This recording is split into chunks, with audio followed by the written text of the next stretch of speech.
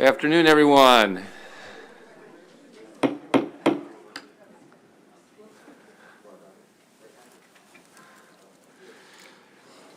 This is the Senate Budget and Tax Committee. Today we've got it's February 22nd, and we have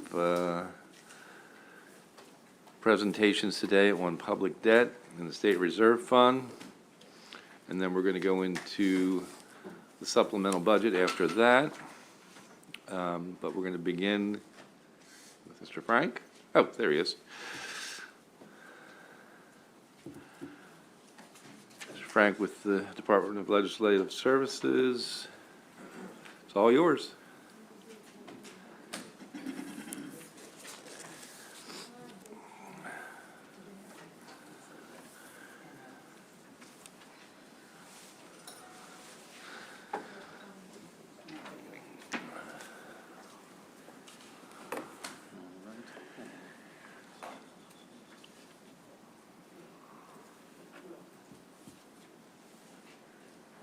The public debt analysis. What I will do is just hit the highlights on this. I know you have a very long day today.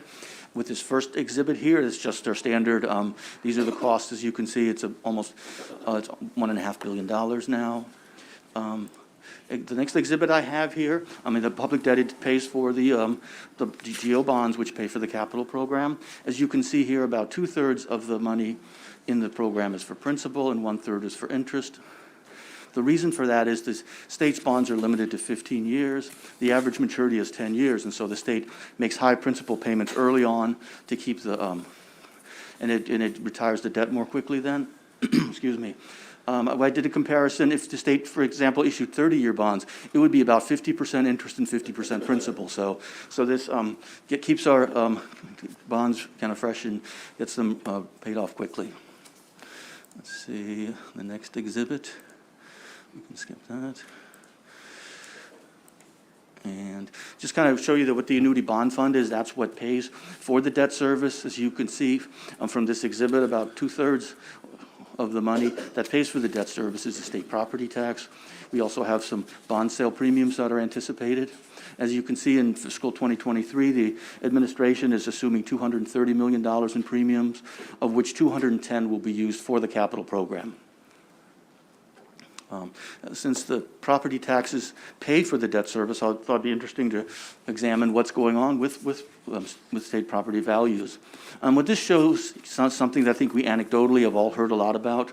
The green line shows that prices for homes are increasing, and the dotted yellow line shows that inventories are shrinking. And this kind of quantifies, I think, what anybody who's looking in real estate these days is seeing. And let's see, next exhibit. So if you take this and put together a forecast over the 6-year period, what you can see is that the green bar, that's the debt service that we expect to be paying, and the yellow is the state property taxes, and it is higher, and that's on purpose because the idea is to keep the state property taxes lower at 11.2 cents per $100 of assessable base. And here are the numbers on the long-term forecast. As you can see, we expect this $430 million is the general fund appropriation in 2023, and that's going to increase to $500 million over the forecast period. And this assumes maintaining the property tax at the current level. Now, since the budget was introduced, one change has been proposed. The timing of bond sales is decided by essentially the Treasurer's Office. And what they've done is, and this happened, I think, in 2015 or 16 last time. Instead of having a March sale and then an August sale, they're proposing a sale in May, and it'll be a twice as large a sale. Now, as you know, there's no real appreciable difference in the cost of doing this. It's basically just changes the timing of when you would be paying the debt service on these bonds. It could have one interesting aspect to it, and that is interest is paid every 6 months. The debt service payments are made every 6 months. If there's a May payment, say, the first debt service payment would be in November, of that year, and then the following May. So there would be 2 debt service payments then in that fiscal year. However, the August would have a February and then an August payment. And so there would only be 1, and so what this will likely do is move a payment early. That means that those bonds will be paid off sooner, so in 2038, you don't have any payment on that issuance. But it does, in the short run, have some costs, but there's really no long-term cost because you're just changing the timing of when you're paying them. Now, as I said earlier, there's $210 million of the capital program is supported by premiums, so we'll talk a little bit about premiums. The reason premiums are anticipated is largely because interest rates are very low, and investors are concerned that rising interest rates will reduce the value of their fixed-rate bonds. The way to protect against this is to essentially buy bonds at a premium. In other words, you're paying higher than market price for your bonds, and the trade-off is you'll get higher debt service payments. So you're you're kind of changing the cash flow. Now, Appendix 1 has a longer discussion of this, but I just wanted to set it up with this so a little bit of quick discussion. What this exhibit here shows is the 10-year federal Treasury bill rate. What is amazing about this is that line towards the end of it, that's the March of 2020 when the pandemic began. And as you can see, the lowest interest rates over this 60-year period have been during the pandemic. Interestingly, when we did our last bond sale in August, that was one of our lowest interest rates that we had, and the interest rates on that day, the only time they were ever lower, it was actually during the pandemic. So this is a remarkably low interest rate environment, and the anticipation is that the interest rates will increase, and that has some effects. And first of all, the kind of what's going on with these interest rates that are increasing. We have 2 forecasts, one from IHS Markit and the other from Moody's Analytics, and these are their forecasts of the 10-year federal treasuries. And what you see here is the IHS Markit is a little bit lower than Moody's Analytics. And the big difference between these 2 forecasts is what their inflationary expectations are. So if you think inflation is going to be higher, you're probably more along the lines of Moody's, and if you think it's going to be lower, you're probably more along the lines of IHS Markit. So if you take these forecasts and then estimate what premiums would be based on the bond sales that the Treasurer's Office is anticipating, what you get is this. And the purple line is, for nice like colors here I just noticed, the purple line is IHS Markit. So if you believe the IHS interest rates forecasts are correct, then you expect about $372 million over the bond sales in 2022 and 2023. If, however, you think the interest rates are going to be higher, then you expect that lower amount that is projected by Moody's Analytics. So both of those numbers are above the how much is budgeted in the budget. So if nothing funny happens, if nothing unusual happens, and these forecasts are correct, then there will be enough money. But that said, to kind of show you what can happen if some of the small assumption changes are made in this. First thing what I did is there's something called the coupon rate, and that's the rate in which the state agrees to pay. Now, if that, usually it's about 5%. Now, if that were to be lower than 5%, say 4.5%, that would take anywhere between like $67 and $69 million off of the premiums that we would realize. So these are very sensitive numbers. Another issue has to do with if we don't need as many bonds. The reason the treasurers or the timing of the bond sales are based on cash flow needs for capital projects. If the treasurer deems that we don't need as much because we don't have the cash flow need, then the bond sale could be reduced, and if you reduce it by $50 million, it's anywhere from 22 to $26 million. So there's a lot can be different about these estimates. They're very sensitive to small changes in interest rates. So quickly, the affordability ratios, that is the second issue, actually third issue. And this first one shows the debt service to revenues, which is the one that we've been closer to. As you can see here, we're below 7%. Our limit is 8%. And I think I went back, and you have to be, I think 2005 was the last time I saw numbers this low. So we're this is a place we never thought we would be a couple of years ago, but we are here. And the second one is debts outstanding to personal income. That limit is 4%. Because of the way our bonds are structured, we tend to pay this one down quickly. As I said earlier, they're shorter maturities.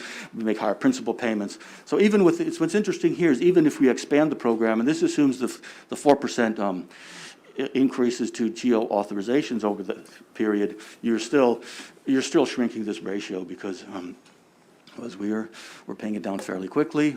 I also did a comparison. How does Maryland's ratio compare to other states? Maryland, when it comes to debt outstanding to personal income, we are among the highest, the second highest of all of the AAA rated states and 13th in the nation. And similarly, we are actually highest if you compare debt service to revenues. And the reason for this is similar to what we talked about earlier. Because our bonds are shorter, we tend to have higher debt service payments. We also tend to pay it off quicker. So relative to the other states, you'd expect us to be a little bit higher with respect to debt service and a little lower with debt outstanding. Okay, but why are we such a high debt state?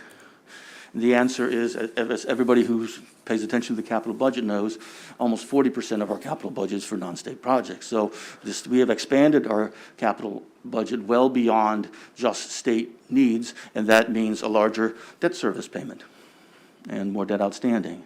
Also a point I just want to kind of show here that in addition to the capital budget for non-state, you also have a lot of initiatives that are funded through the Stadium Authority, and here's the latest list of them. This does not assume any legislation this year. So if you were to increase the Camden Yards authorizations or start the new minor league fund, this would be a bit higher. So you've got this is over $4 billion. Or excuse me, $3.7 billion.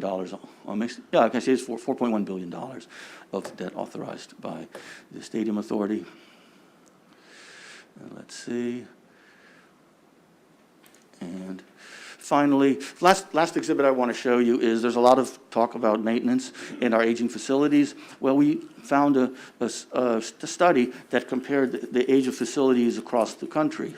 And according to this, we are the ninth most depreciated facilities in the country. Only Indiana has a higher rate of depreciation on their facilities. And my recommendation is to concur with the governor's allowance.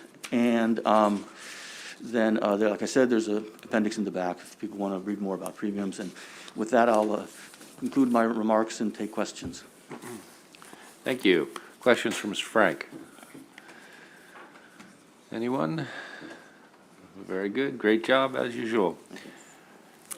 And we now welcome up Treasurer Davis. Good to have you with us. Thank you, Mr. Chairman, and members of the Budget and Taxation Committee.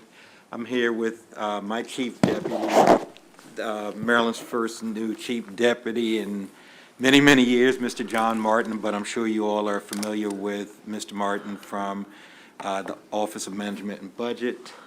And to his left is Kate Allen. She's with the Office of the Attorney General, and they're going to try to keep me from saying anything wrong here this afternoon. So good luck with that.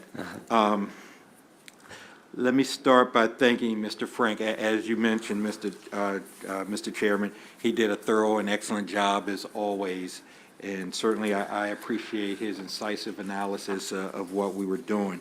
I want to also concur with the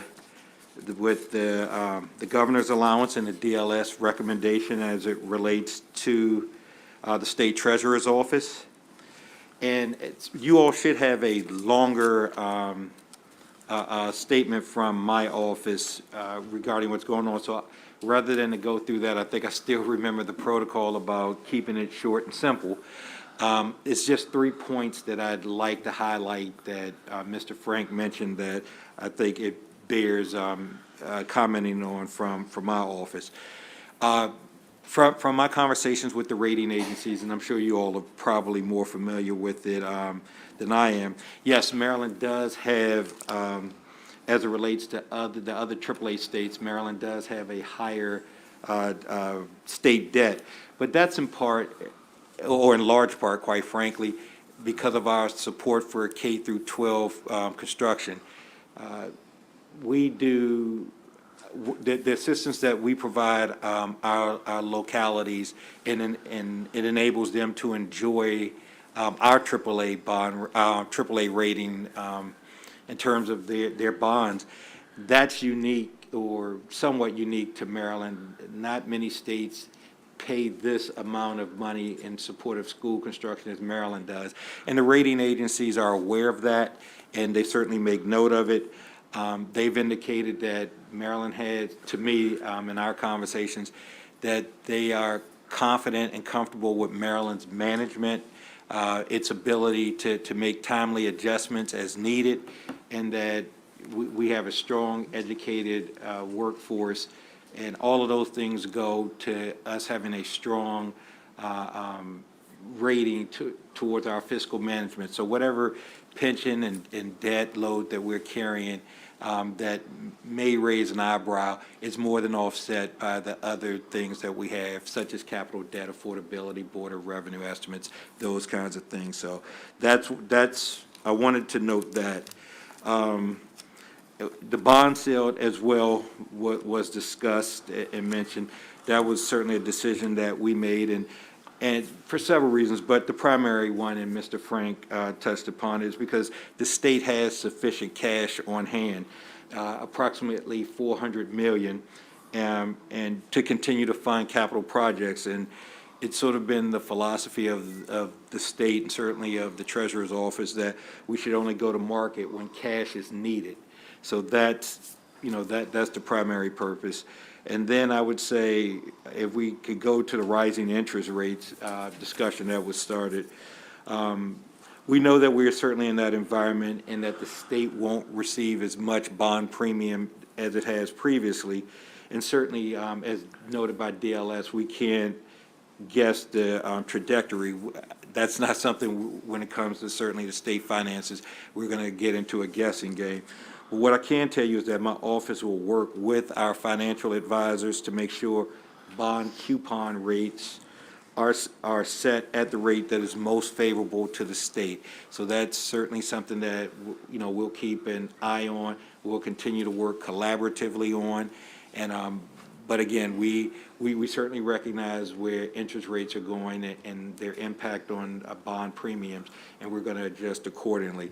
So with that, Mr. Chairman, if you have any questions at all, we will certainly happy to entertain them, and we'll certainly continue to work and stay in close contact with the legislature about any of these kinds of decisions. Very good. Questions for the treasurer? First time out of the gate. Oh, there was one. You're still better than the House. I got like 15 questions or something. I just was going to make the remark that I really thought all of us should have some very detailed questions for you. They thought so too. No, looking good. Appreciate it. Thank you, sir. Thank you, everyone.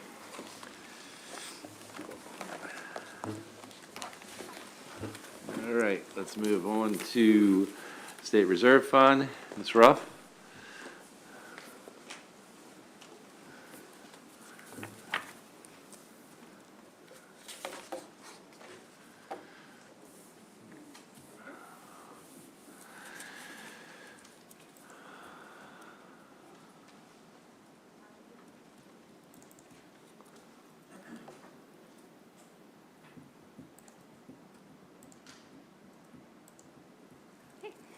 Thank you. Good afternoon. I'm Rebecca Ruff with the Department of Legislative Services to present the fiscal 2023 budget analysis for the State Reserve Fund. On the chart before you, you can see that the fiscal 2023 appropriations grow by about $3.1 billion. This is a 250% increase over the working appropriation. The majority of this reflects a $2.4 billion appropriation into the rainy day fund as a result of fiscal 2021 closeout revenues being about $1.7 billion above what we had estimated.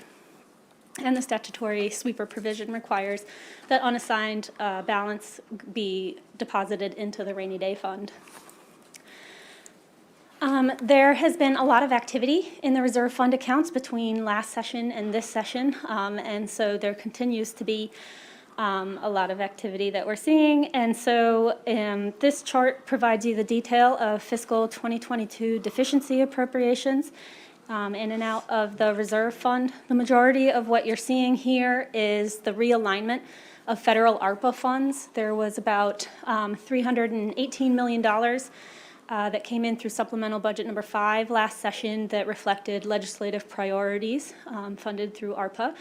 The budget plan realigns those funds, removing them from the dedicated purpose account through negative deficiency appropriations, and places nearly all of these funds where they belong in the fiscal 2023 allowance, realigning the transitional supplemental instruction funding in MSDE, the HVAC funding in the IAC, and the apprenticeship funding into labor.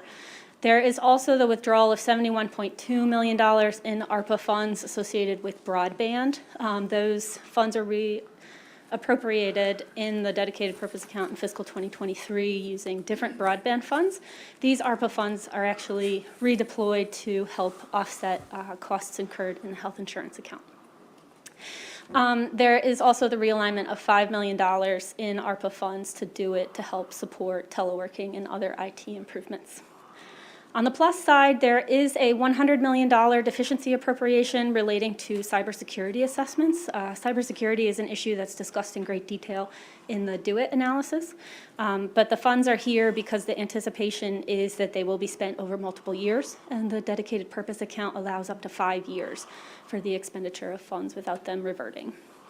There's also a $10 million general fund appropriation into the catastrophic event account, and this is to restore the fund balance after the final $3.8 million had been used to offset or to provide disaster relief. So this is the standard chart that provides you the accounting detail for the rainy day fund, the dedicated purpose account, and the catastrophic event account. I won't review the catastrophic event account because it is just the $10 million. The DPA, I'll go into additional detail in a minute, but what you can see here is the rainy day fund detail. At the end of fiscal 2022, we're now projecting a closing fund balance of about just under $1.2 billion. And then you see the $2.4 billion statutorily required appropriation, which brings the rainy day fund up to just under $3.6 billion. And that's because the governor's plan elects to deposit the entire amount into the rainy day fund rather than diverting any of that appropriation to any other purpose.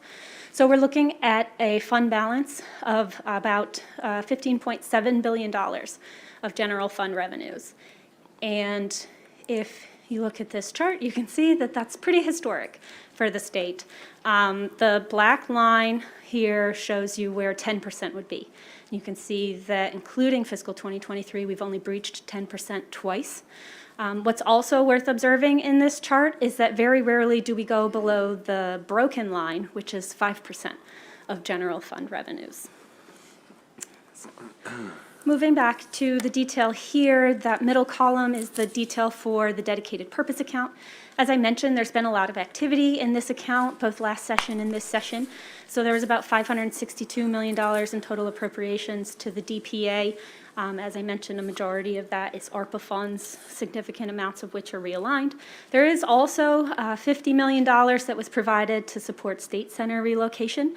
And then there's also a couple of annual appropriations that we see, $25 million each for the OPEB and pension liability sweepers. Those are funded in 22 and 23. And then also the POS repayment appropriations are funded in both years. And you'll note in fiscal 2023, there is also the $167 million appropriation for WMATA.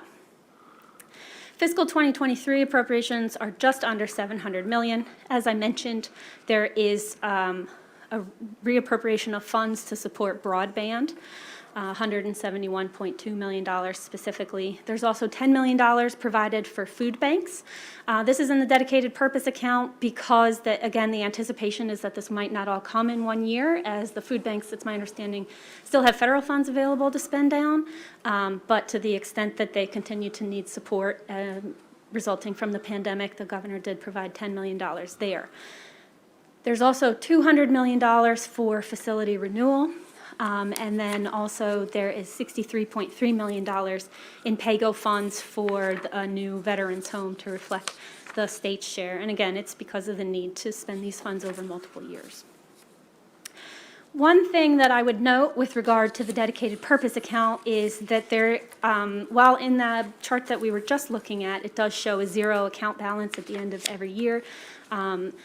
What's actually still occurring is that there is a significant amount of funds, and $258 million to be exact, still sitting in the DPA from the fiscal 2022 appropriations.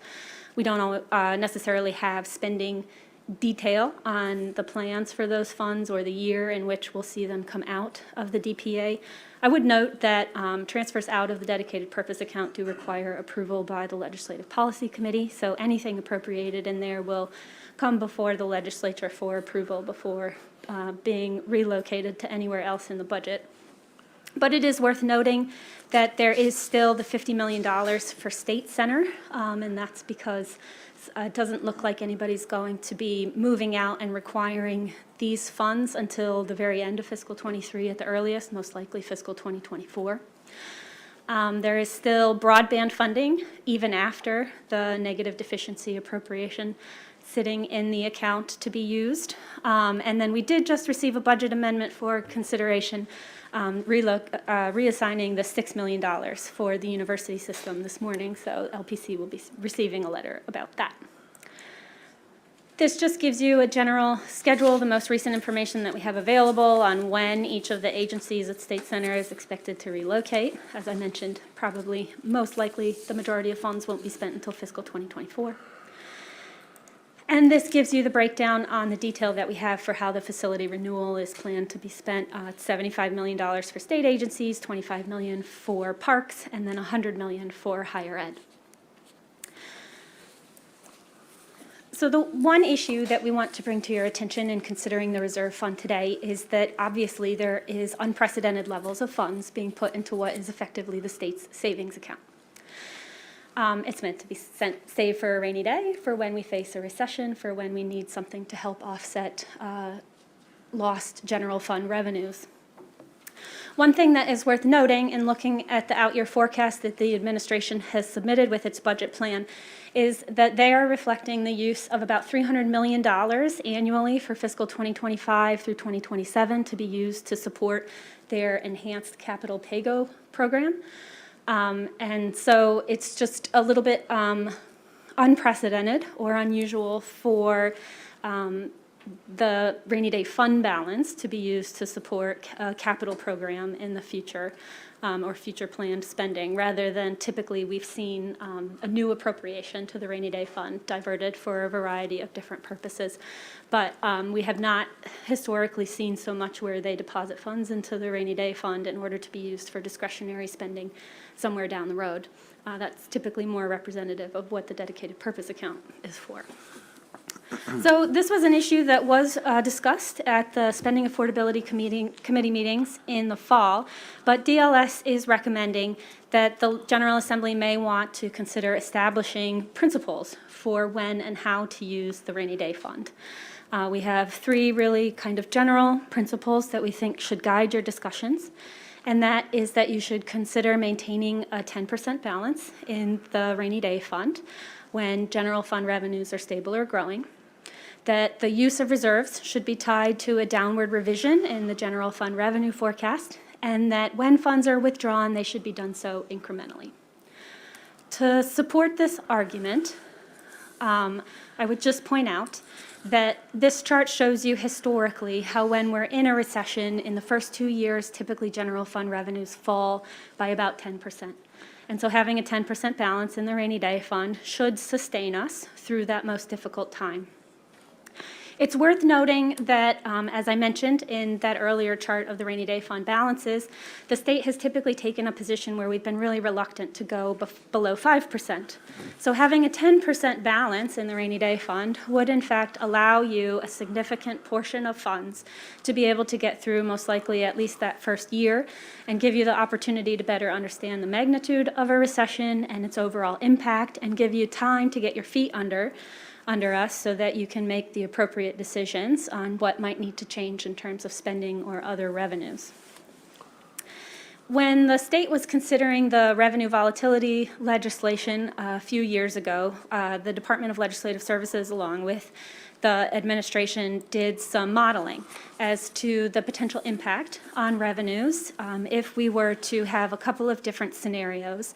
It looked at what would happen with a one-year downturn, and then also a one-year dip followed by very slow growth. And finally, it looked at a model that would have been consistent with the Great Recession. So what you can see here is the orange bars show that even with a little blip in our revenues being written down, there's still an ongoing impact of about 4% revenue loss each year for the rest of the forecast period.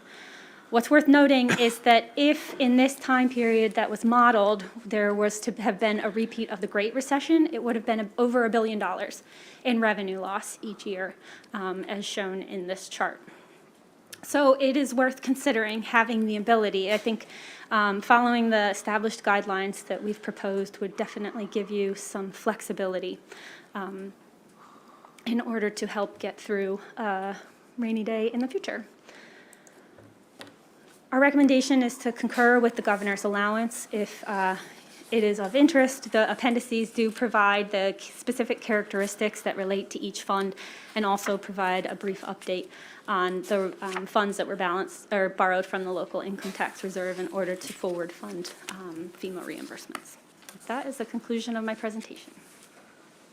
Okay, thank you. Questions? Okay. Thank you, Ms. Ruff. Thank you. Good job. Good job, good job. All right, Secretary Brinkley.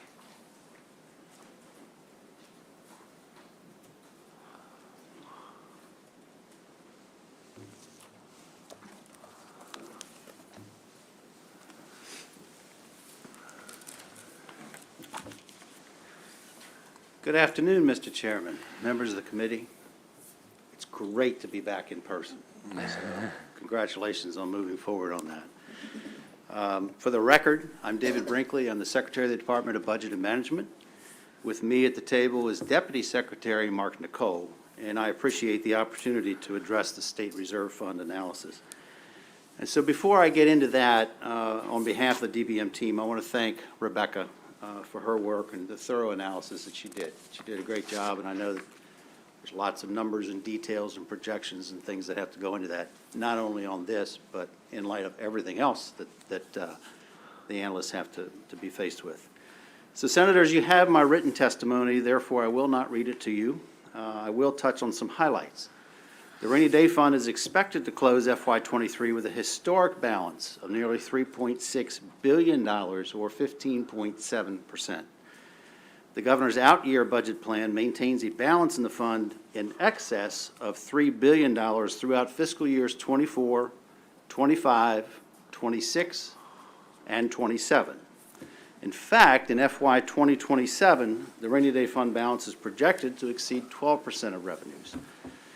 Furthermore, Governor Hogan's eighth and final budget puts Maryland on a path to continued sustained structurally balanced budgets by leaving a structural and cash balance throughout FYs 24 to 27 of about $200 million.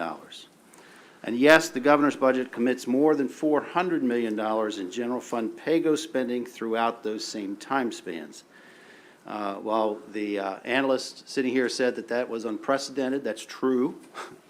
I'll point out to you that the past 2 years have been absolutely unprecedented, and as we try to move forward from there. So we know that planning on a portion of the RDF to out-year capital projects is a fiscally prudent approach because capital projects are, or some of them are, typically one time in nature and funding can be modified or eliminated when conditions change or when the project scope has to be adjusted, which almost always happens. And by that, you get into timing issues and actual job cost issues and things along those lines.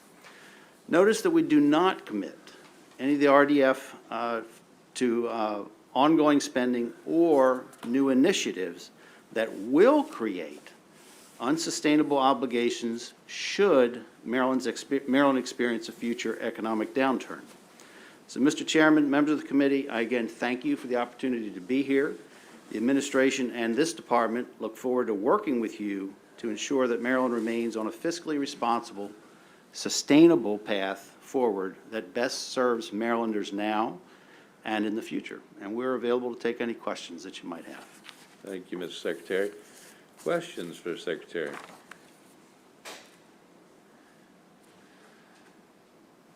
Great afternoon, huh? Good. Thank you. Thank you. Appreciate it. I have one person signed up, and Wallerstedt.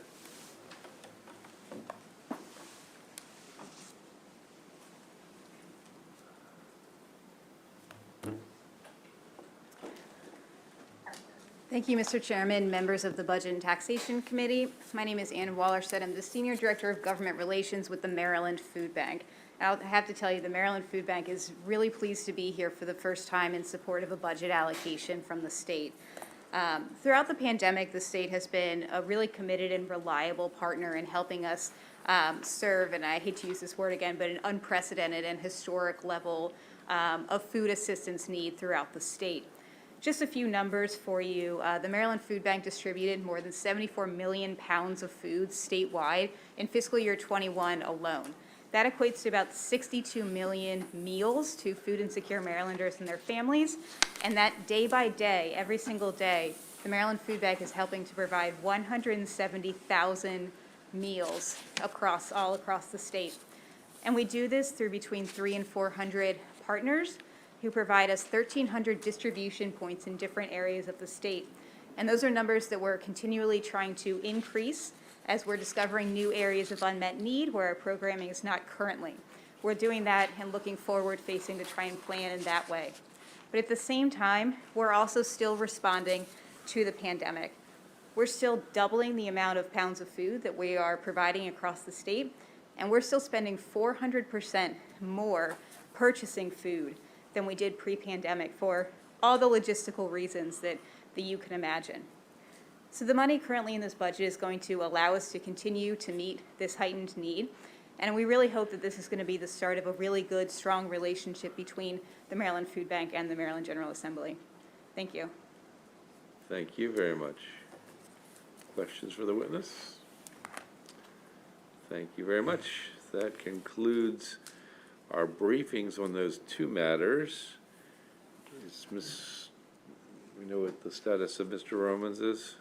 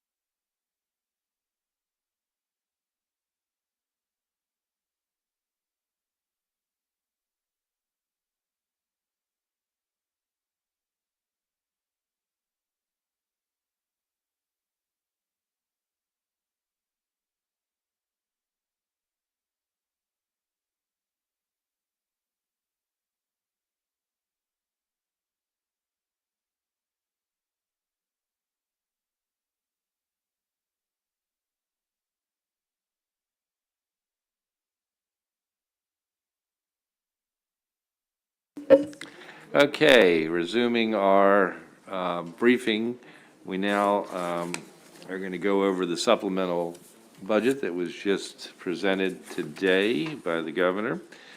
Mr. Roman, your show. Thank you, Mr. Chairman. Rebecca Ruff is going to start it off, going over the first page of the document. Great. What this is presenting you with is the impact to your end-of-year balances, the cash balance, the structural balance, after we've accounted for everything in the supplemental budget.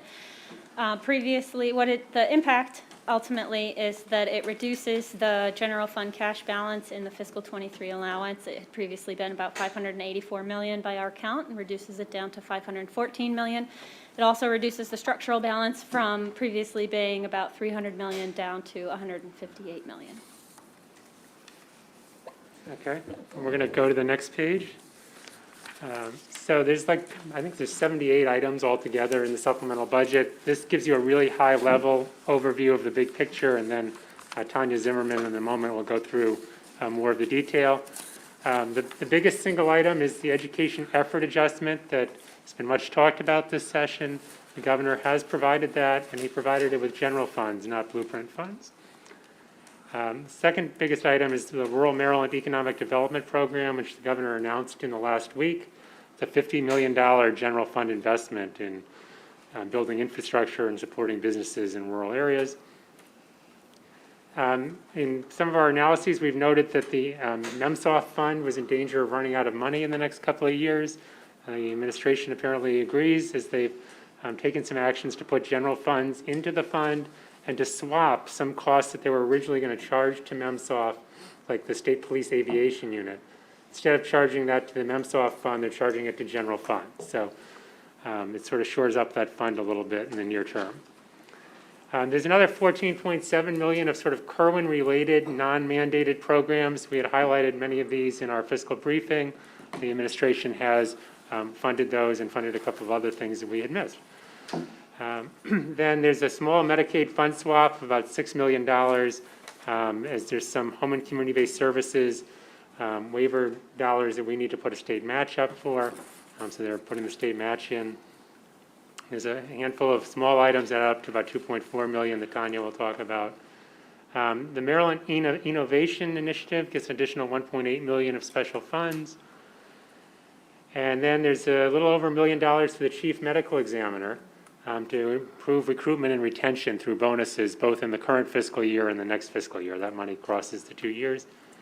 And then finally, there's substantial savings, $152 million of general funds coming out of the budget because we received that extra quarter of federal enhanced Medicaid match. And that'll take us through all of fiscal '22 with the enhanced federal match. So overall, $69 million of general fund spending, a small decrease in special funds. You see over in the right-hand column, the federal funds, there's a big other. There's about 4 federal programs, mainly American Rescue Plan Act programs, that the administration is adding federal dollars to. And again, Tanya will talk about that. So I'll turn it over to her. Let me hold on for just a second and go back to a couple of these. The innovation one, is that the money that essentially is in legislation that we have before us for Frostburg and other small institutions, smaller?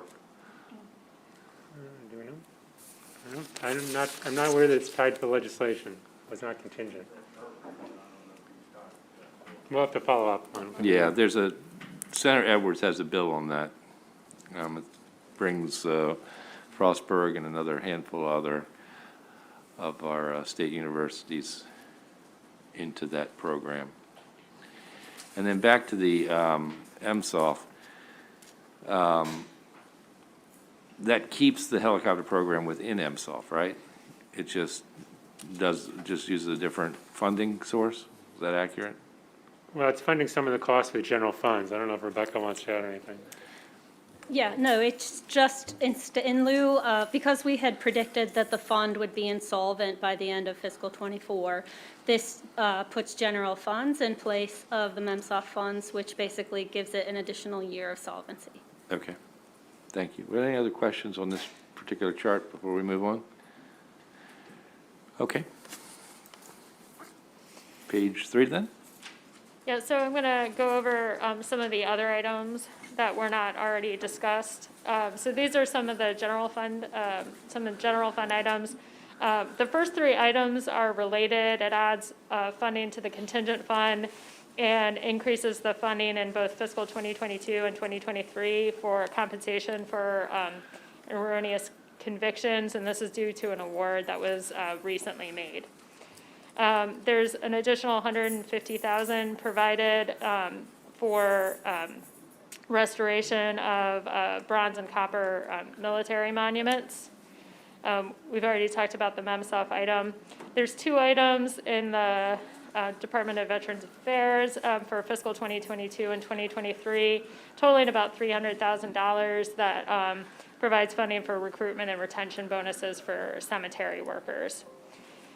Item 12 and 72 are related. So there were funds that were restricted for loans under the nonprofit interest-free micro-bridge loan account in a program in the Department of Budget and Management's budget in fiscal 2022. This item withdraws the funding there, but item 72 provides those general funds that were restricted. So the program is funded as it was intended. There's an additional $400,000 in the Department of Agriculture for 2022 for Mid-Sprain and Baltimore County. We've already talked about the recruitment and retention bonuses at the medical examiner. There are a few items related to the St. Mary's College of Maryland. It provides the general fund and then some of the other kind of technical things related to higher education for staff and operating expenses for a new building at the college. There's also a small additional increase of under $10,000 for the CADE formula due to a technical correction to the count of students at one of the colleges. There's $579,000 across 2 years in the Department of Commerce for rent. And so those are the kind of main general fund items. Most of the items kind of in the next category of fund swaps were kind of already highlighted, related to MEMSOF and the enhanced match. And then the next set of items relate to the blueprint related funds. As noted, those were all funded with general funds. And then the next set of items is related to the federal stimulus funds. There's about $273 million of funds related to the stimulus funds that are included in this supplemental. 100 million of that is for the homeowner assistance fund. Another 50.7 is for the emergency rental assistance program. These were funds that we expected would be available, and this just provides the funding. There's also $85 million in fiscal 2023 in the Developmental Disabilities Administration. This is related to the 10% enhanced federal match for home and community-based services. The funding is available in fiscal 2022 and 2023. The 2022 funds are in the working appropriation, but this recognizes the 23 funding. And there's a variety of other smaller stimulus-related funds that are included, including an additional grant for tourism that's available in both fiscal 2021 and 2022 and 2023. And then at the very end of the document are a number of smaller items, including just a couple of additional federal fund awards and some changes that don't change overall dollars, but are just other kind of technical amendments to reflect where funding is spending and the number of positions. Mr. Chairman, that concludes what we were prepared to present. Happy to take any other questions. Thank you very much, Senator McCray. Thank you, Mr. Chair, and thank you all for the detailed report in reference to the supplemental. This may be an appropriate question from to the administration, but I am going to ask. I have a full understanding of like the ERAP dollars, but I don't have the best understanding in reference to the federal dollars that's going to some of these housing programs, 100 million ARPA, homeowner assistance fund, and things of that nature. I think that when we're doing policy, it's important to look at it from an equity lens when we're talking about $100 million. Could you all speak to whether you know of how they are approaching this from an equity standpoint to make sure that those folks deserve it the most are actually penetrating and getting some of these dollars? So on the housing money, as my recollection is that there is some federal criteria around certain income levels being the priority. Since we just saw this morning, we haven't had a chance to delve any deeper into it with the administration. So we can get back to you, but I don't have a good comprehensive answer. Senator Rosebeth? Yeah, thank you, Mr. Chairman. I got a question on two items. One is, I'm glad they put in the money for the CT committee and the Skill Standards Advisory Committee. Just so I understand, this is a budget amendment to the FY23 budget, correct? Correct. Therefore, assuming we don't cut it out, this money would be available starting July 1. Correct. That's the way to think about it, okay. Second thing, and this is for somebody else, but I'm not sure who, the Skill Standards Advisory Committee, I don't think anything's going on with actually creating it, to my knowledge. And I don't know who would know. If that's something somebody could try to figure out and let us We can look into that. I certainly don't know the answer. Yeah, I mean, that's really a micro question, but I'd like to know what's going on with the Skills Standard Advisory Committee. The other one related to the $50 million for the Rural Maryland Economic Development Program. And I'm not saying you should have detail about it today, but you said the governor announced this. Was it like a press release or something? I didn't hear about it. Yeah, there was a press release, I think, last week, or press announcement by the governor about this investment that he wished to make. And just help me understand, is this in existing programs or a new program, or do we know? I understand it's a new program to try to further invest in the, economic development in the rural areas of the state. We're understanding it to be sort of a one-time investment, a big chunk of money to try to help, jumpstart things. That's great. Could I ask Senator Edwards, does this relate to the legislation that you have, I believe?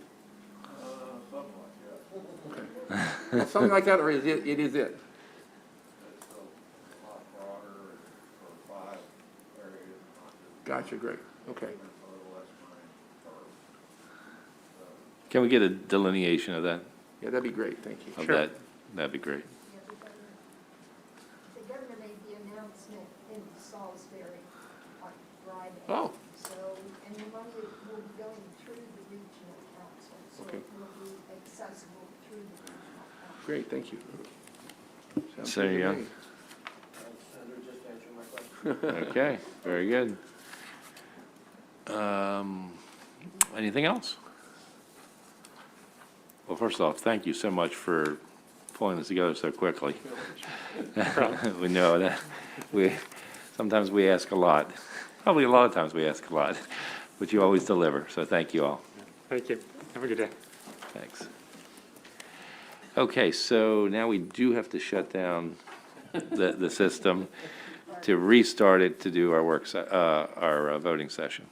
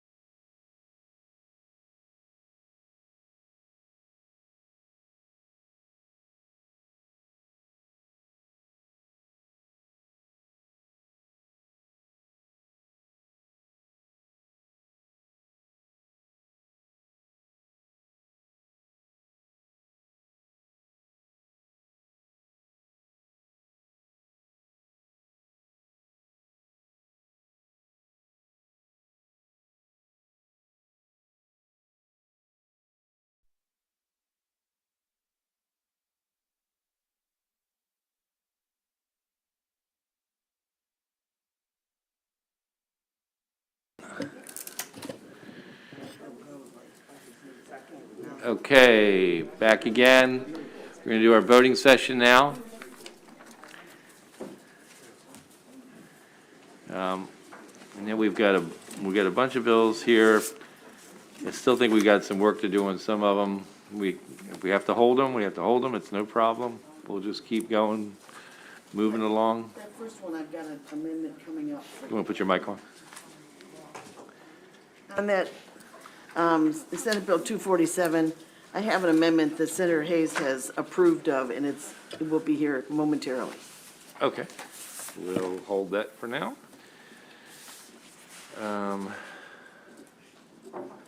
Let's go to,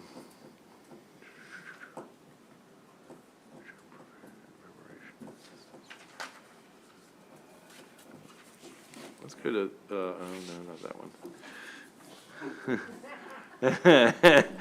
Well, unfortunately, we don't have Matt with us here today. He's out on leave, so I gotta, some of which I think we can do, and some we need to keep rolling along.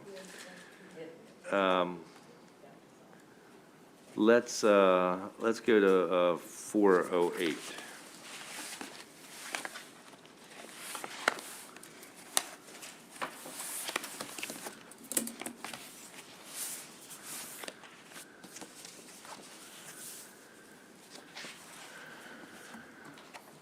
Do you want me to say anything about it?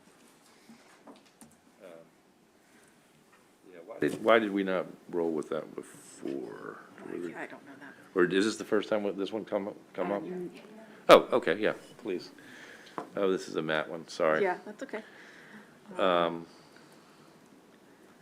I can pull up the fiscal note and give you what's in the fiscal note. Sorry. That's okay. It's not. No. I think.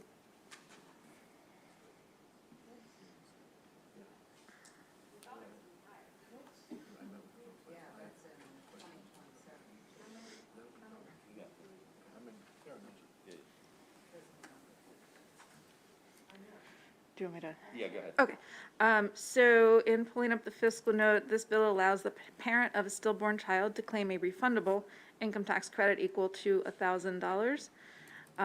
The estimate is that general fund revenues would decrease by $225,000 beginning in 2023. And then there is an estimate of a $40,000 expenditure increase for one-time tax form changes that the comptroller's office will need to make. And the estimate is based on health statistics in terms of the number of stillborn deaths experienced in the state. Okay, you got a thought? What's that? You're fine. There's Griffith, sorry. Man, we gotta make that. I know, and then I'm short too. Oh, thank you, Mr. Chairman. I would just say, some constituents approached me over the interim on this subject, looking for some kind of remedy and some kind of relief. And I think the proposal that Senator Elfreth presented is a meaningful enough solution, but not a burden fiscally to the state. I thought the presentation from the witness really made a compelling case, and I think it's a reasonable response to probably one of the more horrific things that an individual or family has to deal with. So I'd move favorable. Okay, all those in favor? Aye. Opposed? one word of caveat of information that I would not have, but Matt does, is if anyone from outside the committee may have requested to be added as a co-sponsor, so to the extent that he has those, it might be a favorable with amendment, if that is fine with the committee. Do people want to be added from the committee? Yes. Sure. Okay, all those who would like to be added, raise your hand. Is that everybody? I think that's everybody, okay. No one's absent. Mr. Chairman? Yes. So, I mean, I really like this legislation, and I was moved, like I think we all were, by the testimony. So, what is the what is the is the hospital association gonna let them know that they would be, like, what is the, I mean, there's nothing wrong with this legislation, let me say that. But, you know, there's no but, it just, the question is, how do we ensure that the individuals who need it most know about it, especially when everything is, like, this is the least thing that they're thinking about. You know, I thought Senator Griffith's comments were right on, that, you know, there's more that we wish we can do, but this is sort of a first balanced approach. But anyway, I think you get my drift, Senator. I don't know if the Maryland Hospital Association, we can just write a letter to them offline, not doing anything here, but just saying, look, if this bill were to become law, can you please have this in your toolkit in terms of letting people know that if there's something like this happens, or even notify the CPA. I don't know, there just needs to be some type of heads up to the parents.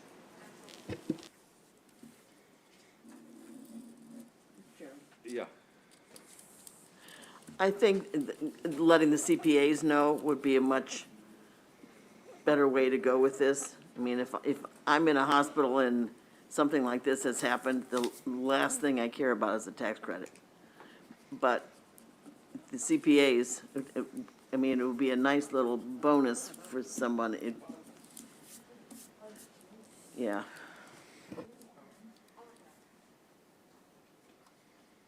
Okay.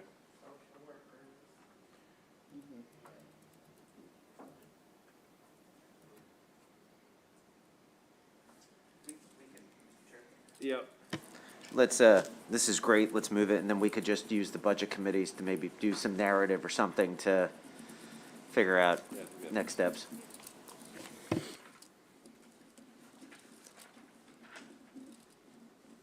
Okay. We did, yep, we voted on it all with, amended with all of us on. Okay.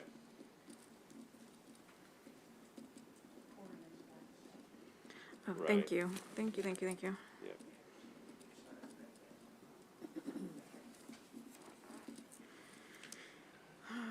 Okay, let's do 539.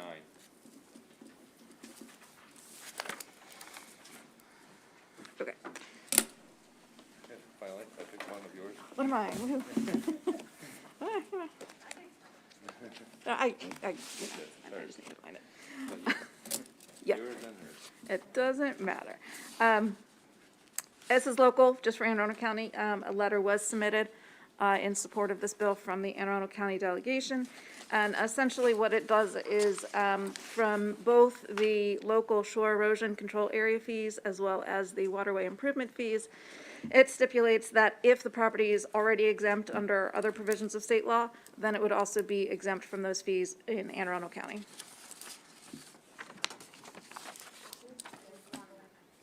Oh, yeah, sorry. You do have a reprint on your desk, which is as I described. Do you want to briefly go over the amendment? It strikes some provisions that would have expanded it to another fee.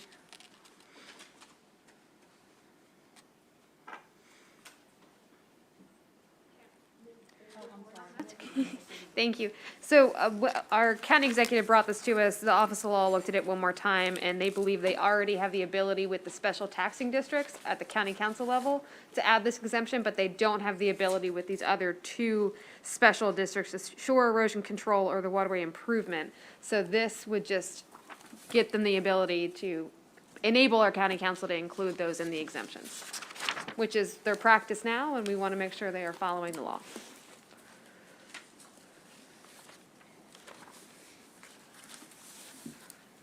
And with that, I move favorable with amendments. Okay, all those in favor? Opposed? Very good. Let's go back to 369. Oh, this is another map, sorry. Yeah, that's okay. I can wing it, you know, if that's what you want to do. We'll do my best and, Yeah, we've talked about this one Yeah. before, I think. yeah.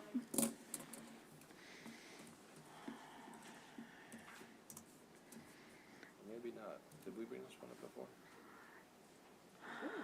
No? Not here.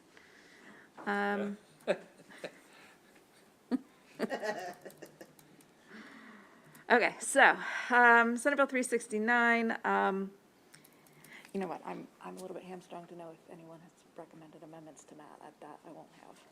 But if it's fine, clean, you know. So it establishes a income tax preparation assistance program for low-income families. The comptroller needs to do a couple things. First of all, provide these filing services to residents who are eligible for the state earned income tax credit, but do not file a tax return. They also need to establish an optional filing method, and notify eligible taxpayers of the program. The fiscal cost is estimated an initial cost of about $670,000. After that, it would level out at just under $300,000. And that would be beginning in 2025.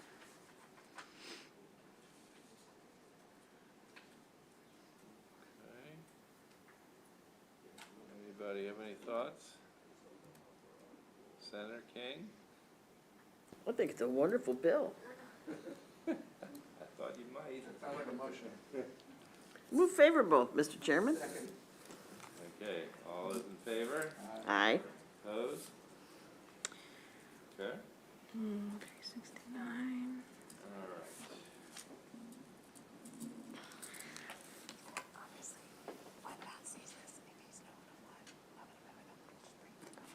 Okay, okay. Okay, great. Okay. I think we're holding the more jobs again because we couldn't get the commerce people here, right? Correct. And I think we will try to do, I know this is also Matt's, but I want to get this park thing rolling as far as we can get it. Or maybe we don't do that then. Didn't really want to move this Okay. afternoon. How are we doing on the conservation finance? We can do that. All right, let's hear about it. No, that's Matt. Are you ready? You got this? Okay.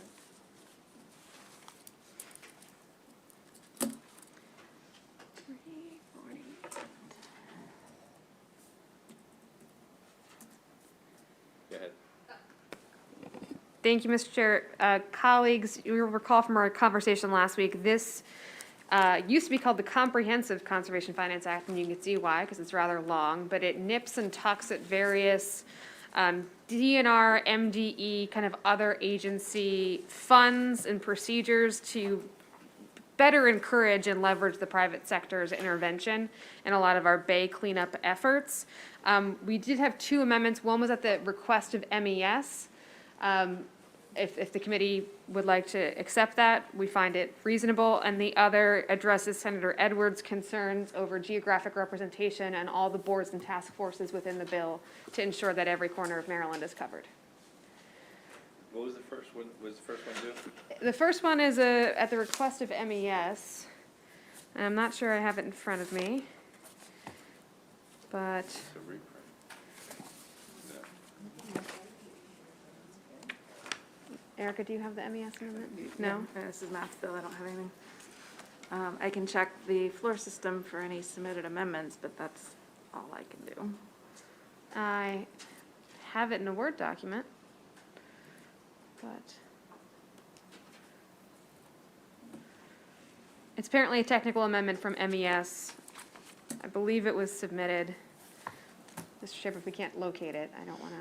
I'm checking the testimony from MES.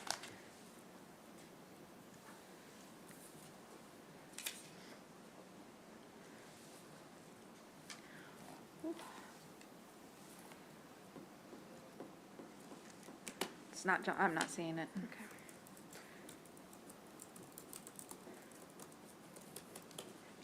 Okay. Okay, let's not push it.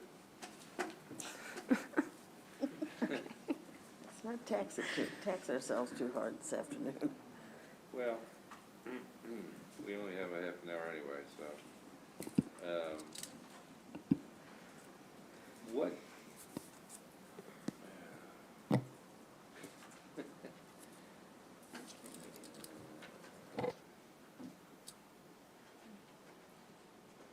let's go to 516.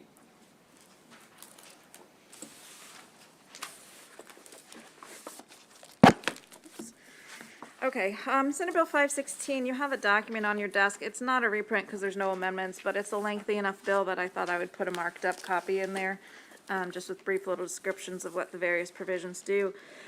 This is a bill having to do largely with transit-oriented development projects. However, the first couple pages of the bill actually deal with the More Jobs for Marylanders program. A couple of years ago, regardless of the type of business entity, a modification was made to the MJM program, adding basically any businesses eligible for the benefits as a Tier 1 company if they're located in an opportunity zone. This does the same treatment if those businesses are located in a transit-oriented development. And then also what it does with regards to the MJM program is it extends it for another 3 years, as opposed to the other bill that you have on your, in your possession, which is a 5-year extension.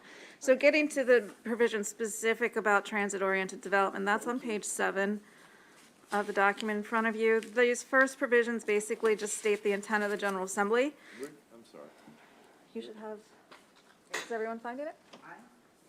You have it? Is it in that stack right there? Right where my finger? You have too much paper. There's no question. This is all from the earlier hearing. Oh, it's just a copy of the bill. It's not an actual reprint. Yeah. So it'll look just like the bill. I just have some little notes written in it, Oh, I see. written into it. Okay, got it. Okay, so page 7, this is the intent of the General Assembly for the department. This is referring to the Department of Transportation to include TODs in terms of a preference plan, in terms of distributing funds for various things.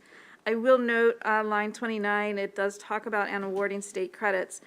Since the expiration of the electric vehicle tax credit, they don't administer any tax credits, so this provision would be pretty much null and void, potentially to be struck out if that's the committee desire. And then with this, on page 8 is an annual report. The largest part of this bill begins at the bottom of page 8, which is established as a revolving loan fund for grants and loans. This would provide financial assistance to local governments to provide and promote equitable and inclusive development of TODs throughout the state. The bottom of page 9 starts explaining what sources of money would populate this special fund, specifically money appropriated in the state budget. Also, perhaps money made available from other governmental sources, examples here, community development block grants, or from the TTF itself, as well as from any ground rents or land sales from state-owned properties that occur.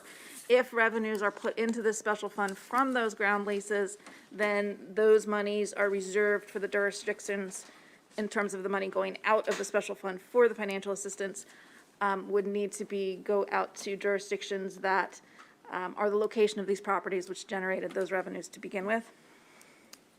In terms of the fiscal Yep. On that one.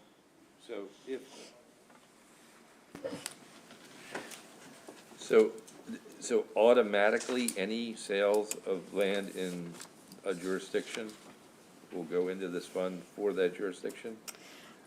It says yes, So, yes. Huh. It is sweeping those into this fund. Senator Jackson?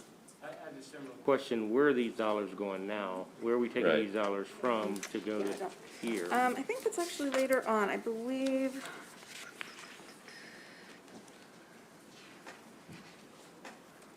Right now, they're going into the annuity bond fund. So if you look at pages 12 and 13 of the bill, it talks about these capital assets in terms of any leased or being sold. So right now, the general rule is listed on lines 27 through 30, which is the cash is applied to the state annuity bond fund. Right. There's 2 carve-outs currently, well, there's 1 carve-out currently, and then this would add a second carve-out. Do we know the, Amounts and stuff. yes.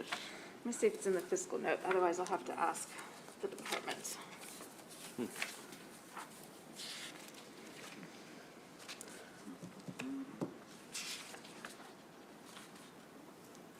I am, for the record, I am a strong proponent for TODs. Yeah. That dates back to 2010 for the Prince George's in here. That's where I fell in love with that concept. Yeah, I want to love this bill, but it's got a lot to it. Yeah. And before we, Yeah, let me get back to you on that one, Senator. I don't Thank see you. it offhand. Thank you. Senator Alfred. Thank you. Similar to Senator Jackson, I love this bill. I guess, Erica, what is this bill without the More Jobs for Marylanders component to it? It's this, essentially this revolving loan as well as intent of the General Assembly. Okay, thank you. Senator? Yes, you? Thank you. I missed it. What land are we selling? Any Not state any- lands. Any state land in the jurisdiction? Sounds like it. It's, so if the capital asset is real property, that's being leased or sold to a private it is strictly within the universe of transit-oriented development land. So, state-owned land in a transit-oriented zone that is sold, the money would go into this fund. That's Correct. the concept? Yep, yep, Okay. as opposed to, otherwise it would have been. I get it. annuity Okay, fund. thank you. That's Yep. what I didn't quite follow. Thank you. Yep. Oh, that's a little better than what I thought. Yeah, it's all within the universe of that. And actually, I'm just noticing a phrase in current law that says all or a portion resulting from the transaction. So it sounds like there's some discretion, which I can certainly look and see, you know, how do they do it now? Do they just do it, all of it, or a portion? Right. Senator Young? Is there money in this fund now? Nope, this would be a newly created fund. This is totally a new fund. And how do you determine, is it going to be determined whether it's a grant or a loan? Yeah, so those are provisions that, if you want me to continue explaining the fund, we kind of. Yeah, yeah. Sure. We got stopped at, okay, so, we kind of ended on page 10. Basically in the middle of the page, lines 12 through 14, there is a mandated requirement that, the fund that's being created here as of July 1st of every fiscal year has a balance of 10 million.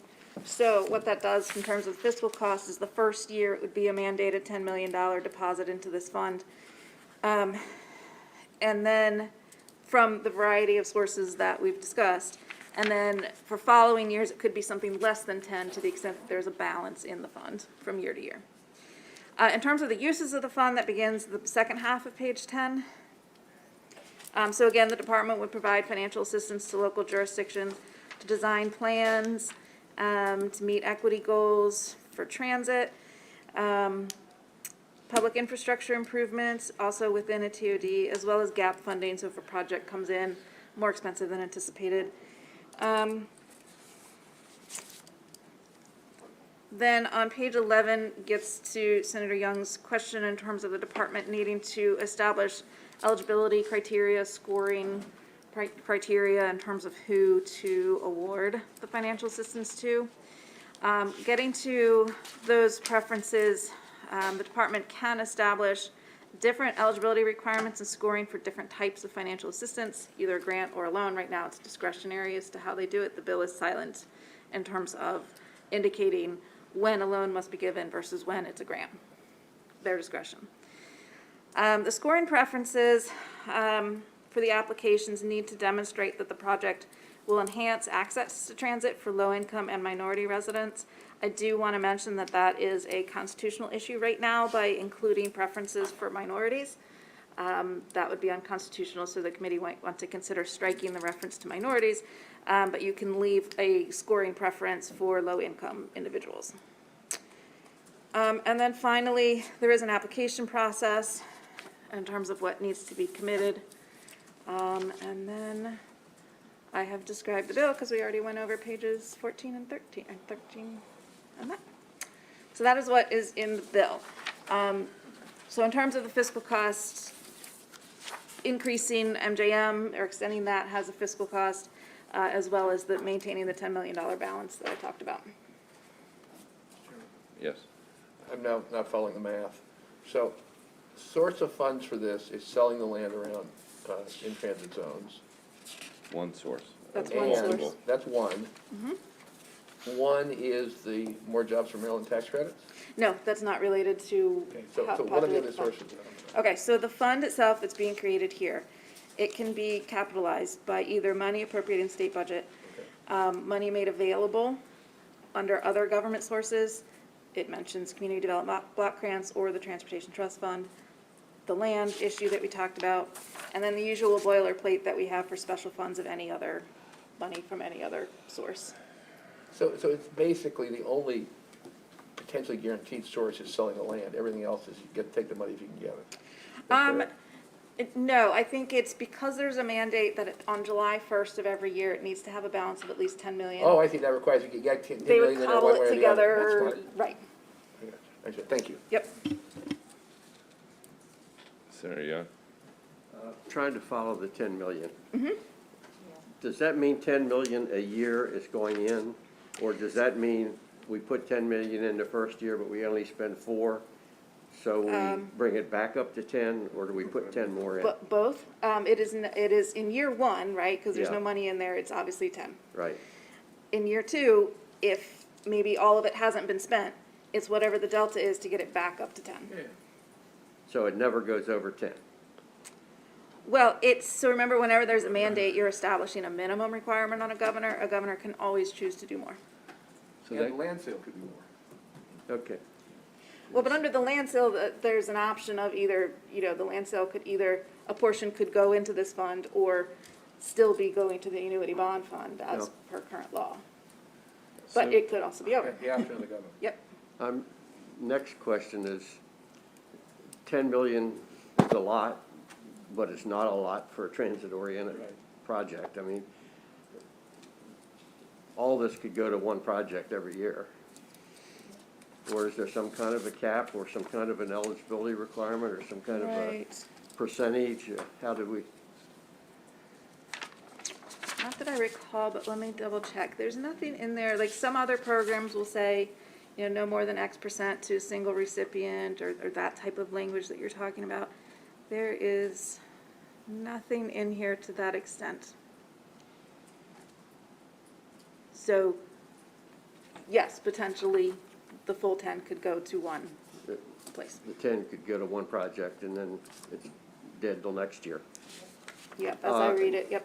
Now, the low-income part, low-income people aren't going to be building big projects, which is what you want in a transit-oriented development. So does that mean the project would be for low-income people? Yeah, the idea is the low income refers to kind of the service area that the transit-oriented development would be usable by, not who would.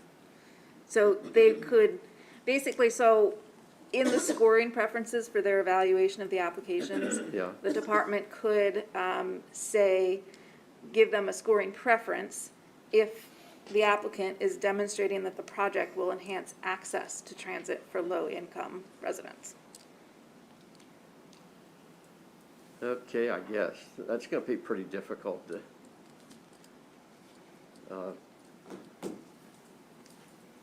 Senator Sully? yeah.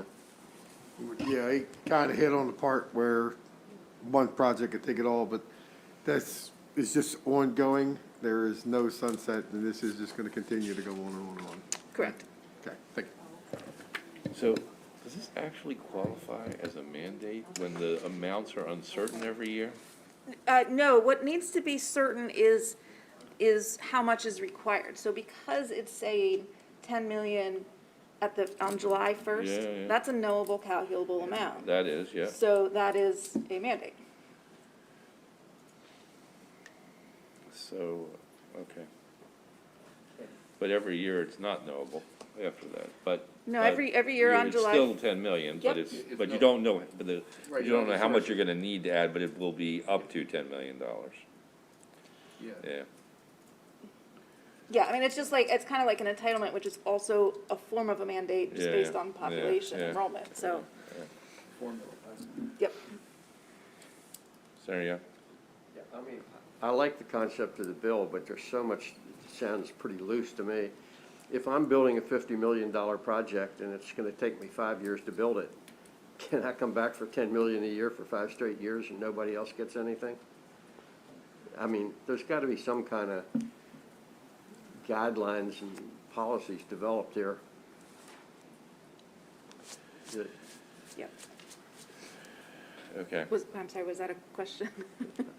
Yeah, I mean. Oh, okay, so the answer is there's no limitations on how many applicants can receive it, and there's no limitation on how many years that an applicant can, that a project can So receive money. that one applicant could come back 5 straight years for 10 million for the same project? Yeah, I mean, still having to go through the application and scoring process, but yes. Uh-huh. Don't know that I like that. Okay.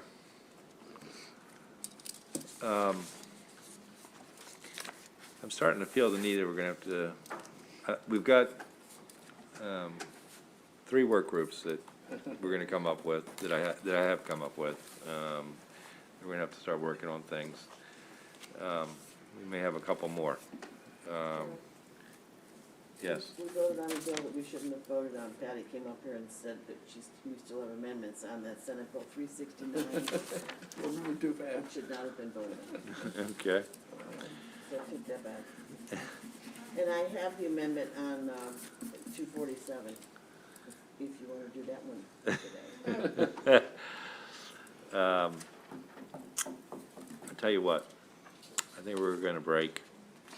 We're gonna let Capital Committee get organized, Subcommittee organized. And I'm gonna sit down and think through some of this, because we've got to sort of reorganize a little bit if we're gonna get through a bunch of this stuff. For whatever reason this year, I think things have been, some of the legislation's been a little more complicated.